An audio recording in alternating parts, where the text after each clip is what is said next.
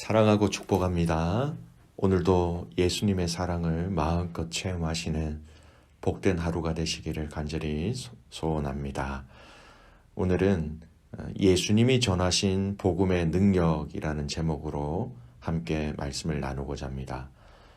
본문은 누가복음 13장 10절에서 21절까지의 말씀입니다.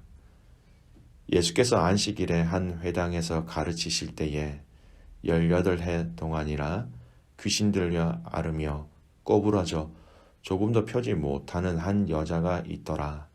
예수께서 보시고 불러 이르시되 여자여 네가 네 병에서 놓였다 하시고 안수하시니 여자가 곧 펴고 하나님께 영광을 돌리는지라.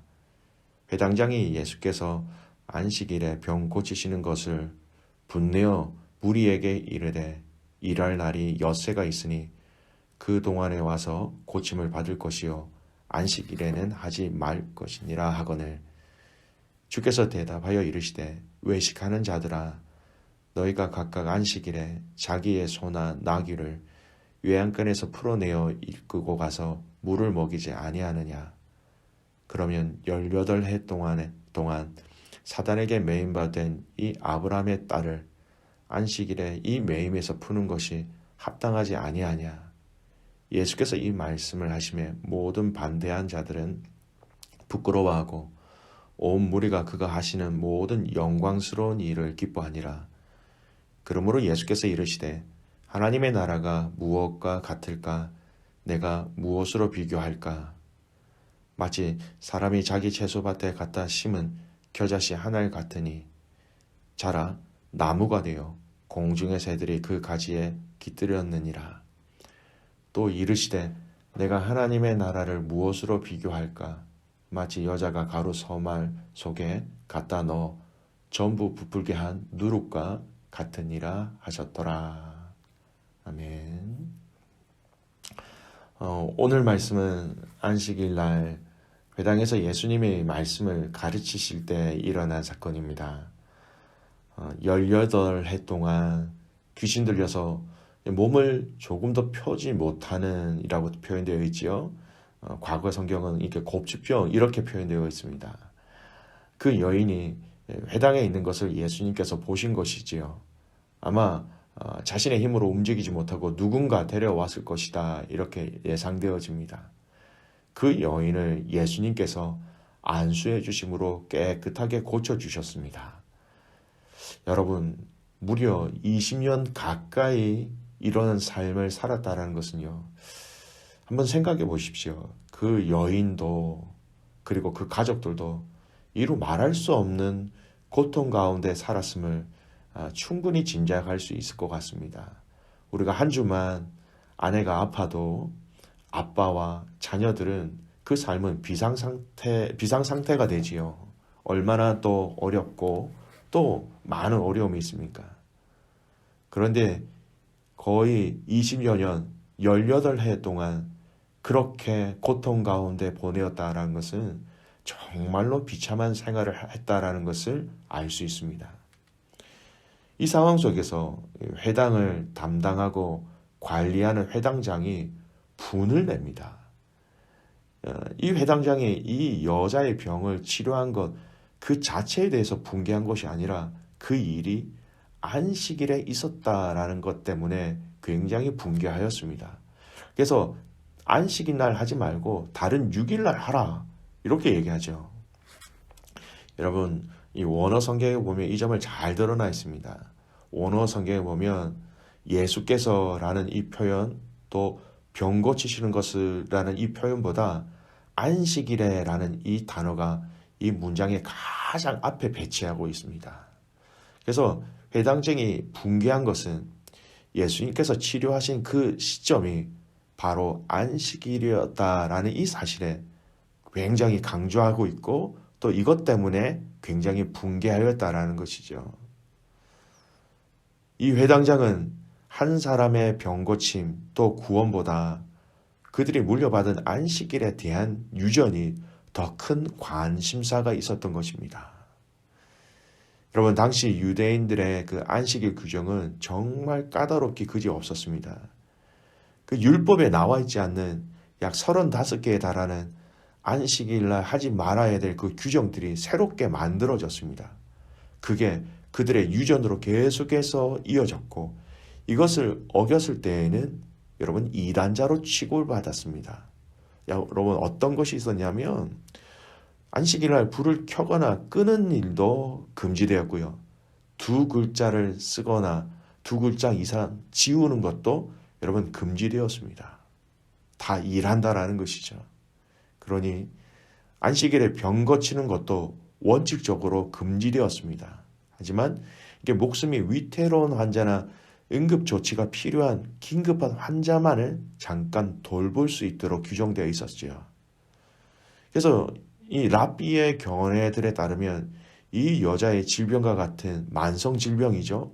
치료하면 안 되는 것이었습니다. 어쨌든 자기들이 알고 있는 안식일을 지켜야 하는 그 지킴의 기준에 예수님이 어겼기 때문에 상당히 불편하였던 것입니다. 이를 알 예수님이 무엇라고 말씀하십니까?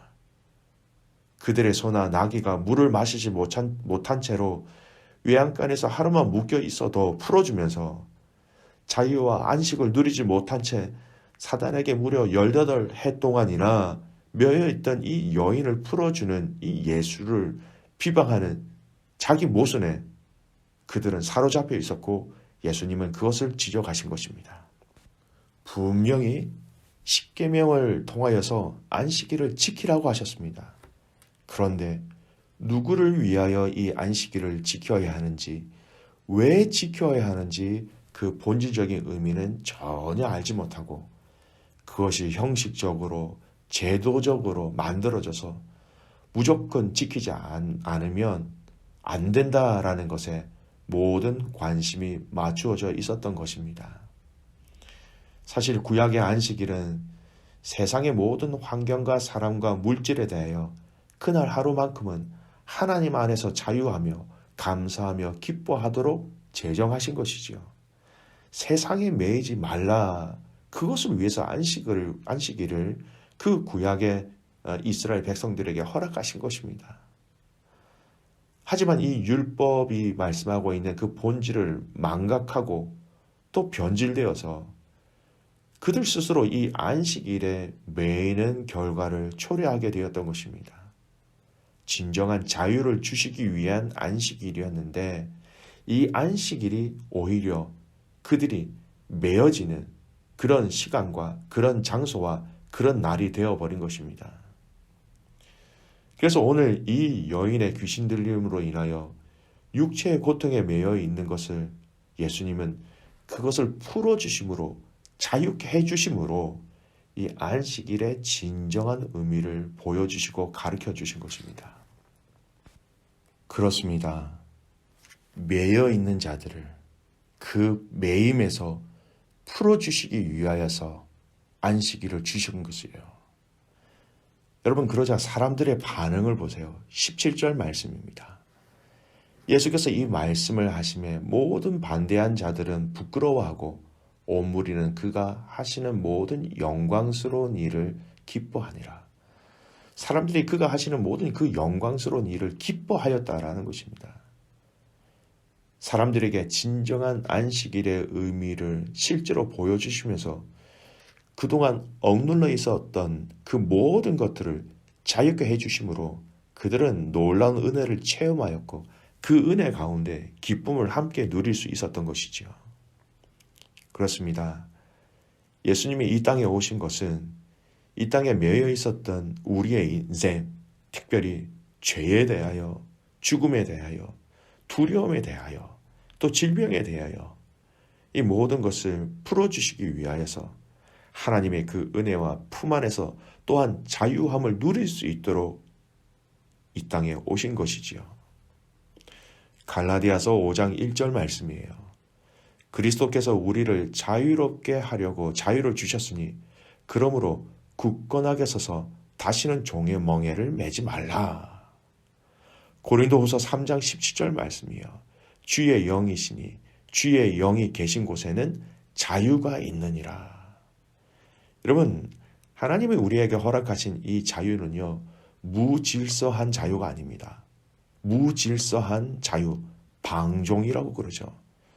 주님 안에서 누리는 자유입니다. 그 자유의 그 울타리가 바로 주님이라는 그 울타리 안에서 누리는 자유라는 것이죠. 여러분, 이 사건 다음에 예수님이 18절 말씀부터 바로 하나님 나라에 대해서 두 가지로 비유 말씀하십니다. 하나님 나라는 무엇으로 비교할까 하시면서 처음 말씀하신 것이 바로 겨자씨입니다. 여러분 아시는 것처럼 겨자씨는 정말 눈에 보이지 않을 정도로 작습니다. 하지만 이 겨자씨를 통하여 자라나게 될 나무는 처음 것과 비교할 수 없을 정도로 아주 크게, 그래서 그 큰 나무에 새가 와서 머물 수 있을 정도로 크게 성장한다라는 것입니다. 또 같은 주제로 누룩을 이야기하십니다. 아주 양이 작은 누룩이 전부를 부풀게 하는 것과 같다라는 것입니다. 하나님 나라라는. 이 누룩과 겨자씨를 통하여서 처음 것과 비교할 수 없는 확장, 성장을 이야기하고 있습니다. 그래서 많은 학자들이 이 본문을 보고 하나님 나라의 확장성이라는 단어로 말하기도 합니다. 처음에는 사람들 눈에는 아주 미미한 것처럼 보여집니다. 그래서 사람들이 이 복음에 대해서, 하나님 나라에 대해서 인정하지도 않았고 별 관심도 없었습니다. 하지만 하나님 나라는 누룩과 겨자씨 같은 강력한 확장석이 있었지요. 엄청나게 놀라운 일들을 일으키셨습니다. 한두 명에게 전해진 이 복음이 이제는 전 세계 많은 사람들에게 알려질 정도로 되었던 것을 보면 이 복음, 하나님 나라가 가지고 있는 확장성, 이것은 이미 우리가 충분히 보고 또 이 증거를 알 수 있습니다. 근데 한 가지 우리가 더 생각해야 될 것은 이 하나님 나라의 확장성이라는 이 의미 안에서 변화시키시는 능력도 함께 있다라는 것입니다. 겨자씨 하나가 하나님 나라의 외적 성장을 강조하였다면 누룩의 비유의 초점은요, 은밀하고도 내적인 그 성장에 맞추어져 있습니다. 누룩은 조금만 넣어도 전체에 급속히 퍼져서 밀가루 반죽을 부풀리고 부드럽게 하는 성질이 있죠. 이와 같이 복음도 한번 전해지면 개인이나 사회를 막론하고 급격한 변화를 일으킨다라는 것입니다. 개인적으로 볼까요? 삭개오를 기억해 보십시오. 그는 유대인으로부터 죄인이라고 취급되어서 지탄을 받았던 인물이었습니다. 그러한 자가 예수님을 만난 이후에 완전히 딴 사람이 되었지요. 악명 높던 세리에서 사랑받는 아브라함의 아들로 완전히 변한 것이었습니다. 복음은 하나님 나라는 한 개인을 이렇게 완전히 그 근본부터, 그 존재론적인 본질부터 다 바꾸올 수 있는 능력이 있는 것이지요.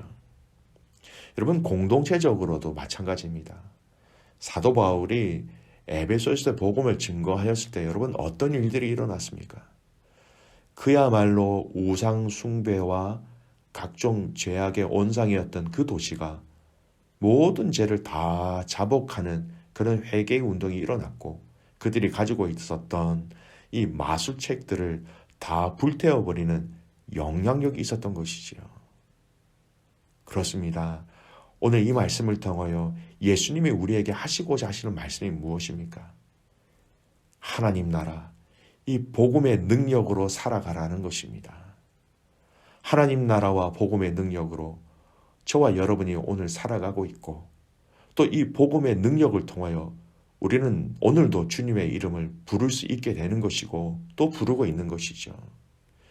이 복음의 능력, 하나님의 능력을 또한 함께 세상을 향하여서 나누어 주어라고 우리에게 이 사명을 또한 주신 것입니다. 귀한 믿음의 가족 여러분, 오늘 이 하루에 이 복음의 능력을, 이 하나님 나라의 능력을 여러분이 먼저 몸소 체험하시길 바랍니다. 이 복음의 능력, 하나님의 능력으로 여러분 다시 한 번 더 여러분 안에 충만한 하나님의 은혜가, 하나님의 사랑이 회복되어지기를 소원합니다. 여러분, 우리가 이 은혜와 능력으로 충분히 잠겨 있을 때에, 채워져 있을 때에 증인으로서의 삶을 살아낼 수 있는 것입니다. 귀한 믿음의 가족 여러분, 오늘 우리에게 전하신 이 하나님 나라의 능력, 이 복음의 능력을 다시 한 번 더 체험하며 사모하며 또 이것을 많은 사람들에게 보여주고 알릴 수 있는 축복의 도구가 되시기를 주님의 이름으로 축복합니다. 아멘. 기도하겠습니다. 살아계신 아버지 하나님, 감사와 찬송과 영광을 올려드립니다. 이 복음의 능력, 하나님 나라의 능력은 매여 있는 것을, 묶여 있는 것을 풀어주시고 끊어주시는 능력이 있음을 저희들이 알고 믿고 또한 감사를 드립니다. 죄에 대하여, 염려에 대하여, 불안에 대하여, 근심에 대하여 아직도 우리가 매여 있다면 이 복음의 능력으로 우리의 모든 매여 있는 것들을 끊어 주시옵소서. 자유케 하여 주시옵소서. 그래서 그 자유 안에 하나님 함께 하심을, 예수 그리스도의 놀라운 은혜를 마음껏 찬양하며 감사하며 기뻐하는 일들이 우리 안에 넘치게 하여 주시옵소서. 오늘 이 하나님 나라의 자유를 선포하셨을 때에 그와 함께 있었던 자들이 기뻐하였던 것처럼 오늘 이 하루 우리 안에, 우리 심령 가운데 복음으로 인한 기쁨이 회복되어지게 하여 주시옵소서. 아버지 하나님, 또 간절히 소원하옵기는 또 이 복음을 통하여서 우리의 가정이, 또 우리의 교회와 또 이 나라와 민족과 열방이 다시 한 번 더 주님께 온전히 세워지는, 또 변화되어지는, 정결되어지는 역사를 체험하게 하시고 이를 위하여 주님 앞에 쓰임받는 귀한 가족들 되게 하옵소서.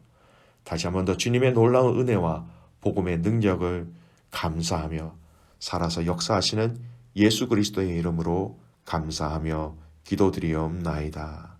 아멘.